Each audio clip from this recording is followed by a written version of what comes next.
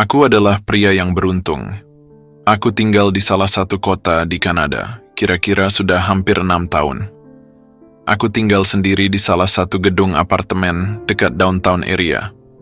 Kamarnya satu, ada ruang tamu, kitchen, balkon buat smoking, murah juga. Kadang teman-teman menginap meminjam komputer karena milikku Pentium II dan semua software, games, etc. aku punya.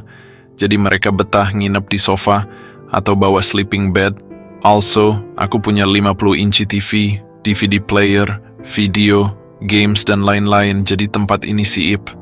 Aku bukan orang yang berada banget, semua itu hadiah dari saudara-saudara yang ikut bahagia karena aku bisa sekolah di sini.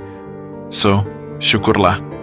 Mungkin karena apartemen dan barang-barang elektronik di rumahku, aku dikagumi wanita-wanita orang putih di sini.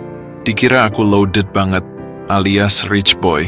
Jadi banyak yang tidak nolak kalau aku ajak jalan. Bukannya mau show off, but aku bisa mendapatkan perempuan yang aku mau kapan saja, tapi aku nggak mau perempuan yang mencintaiku karena harta kekayaanku. Soal pacaran, aku tidak pernah punya berlangsung lama karena aku salah gaul. Tiap-tiap wanita yang aku pacarin, semuanya mata duitan. Kalau tidak dibeliin barang ini atau itu, marah deh, terus mau putus. Jadi sudah kira-kira 2 tahun aku tidak ada gandengan. Terus satu hari, aku menang lotre $300. Aku pergi ngambil duitnya dari salah satu gedung lotre tersebut dan jalan menuju pulang. Waktu itu lagi agak dingin, salju lagi turun sedikit-sedikit. Terus, waktu lagi jalan, tiba-tiba ada suara, "Excuse me, spare some change." Aku lihat ke arah kiri, ada 2 gadis lagi duduk di lantai depan Starbucks Cafe sambil tangannya diulurkan ke arahku. Yang satu lagi hanya duduk merangkul kakinya. Duh, kasihan banget pikirku.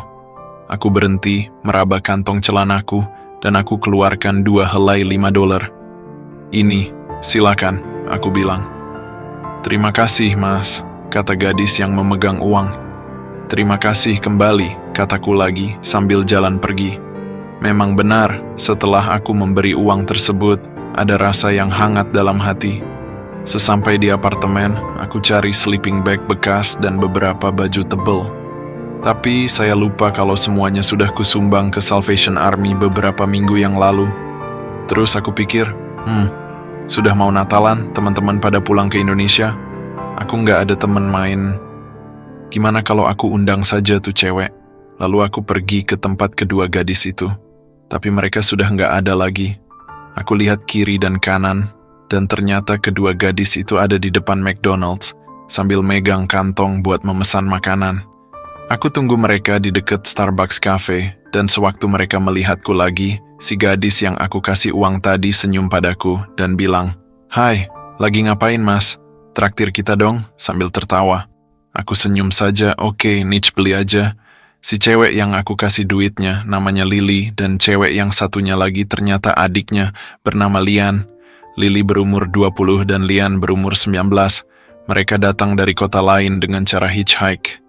Aku jongkok dengan mereka, ngobrol-ngobrol sebentar, sambil nebeng makan kentang gorengnya yang ditawari Lian. Kurang lebih setengah jam kemudian, entah kemasukan apa, aku ajak mereka ke apartemenku untuk menginap. Mereka kaget, pertamanya sih pada nggak mau, tapi abis aku yakinkan bahwa aku tinggal sendirian, tidak ada teman dan bla bla bla, mereka akhirnya mau juga. Sesampai di apartemenku, mereka berwah. Wah. Aku dimintai handuk buat mandi. Ternyata mereka nggak pakai baju tebal-tebal banget.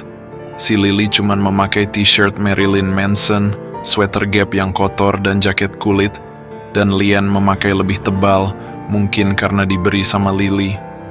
Dua-duanya memang cakep sih, kulitnya putih banget, habis orang putih sih, nggak tinggi banget, kira-kira 160 cm. Lily berambut pirang kotor, dirty blonde, sebahu, dan Lian berambut pirang terang, seleher lebih dikit, agak berombak. Aku beri 2 pasang t-shirtku dan beberapa celana pendek milik bekas pacarku. Mereka masuk ke kamar mandi bersama dan aku cuek-cuek saja, habis adik kakak. Aku siapkan hot chocolate dan cookies. Sehabis mereka keluar dari kamar mandi, waduh, cantiknya mereka berdua minus makeup tebal, ikat rambut, dan garis-garis hitam di muka. Seperti mimpi Deg. Belum pernah aku melihat kecantikan semacam itu. Mungkin di majalah dan film, tapi mereka ada di depanku. Lily memakai t-shirt Gapku yang berwarna putih tanpa bra karena aku bisa melihat putingnya yang pink dengan jelas. Lian memakai t-shirt Planet Hollywoodku yang berwarna putih juga dan without bra. Setelah itu kita ngobrol-ngobrol sambil minum hot choco. Lian orangnya pendiam tapi senyum terus. Kalau Lily agak energetik dan bawel. Sewaktu kita ngobrol-ngobrol, si Lian berdiri dan berjalan menuju kulkas. Mau minum champagne? Tanyanya. Boleh, kataku, tapi kamu kan masih anak-anak, kataku sambil tertawa karena aku pikir si Lian cuma bercanda.